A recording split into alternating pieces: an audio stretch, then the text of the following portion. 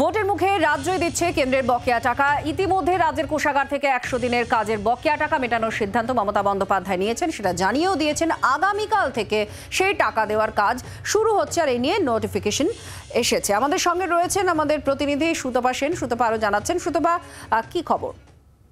তুমি জানো যে 1 মার্চ থেকে এই টাকা দেওয়ার কথা ছিল। মুখ্যমন্ত্রী নিজেই বলেছিলেন বাজেট অধিবেশনে যে 1 মার্চ থেকেই টাকা দেওয়া হবে, এবং তার জন্য পঞ্চায়েত দপ্তর থেকে বলা হয়েছিল যে প্রত্যেকটা জেলাতে কত জনকে টাকা দিতে হবে তার তালিকা তৈরি করতে এবং ফর্ম ফিল আপ করাতে বলা হয়েছিল। সেই পদ্ধতি ইতিমধ্যেই কমপ্লিট হয়ে গেছে। তার ফলে আগামীকাল থেকেই টাকা দেওয়া শুরু করছে রাজ্য সরকার।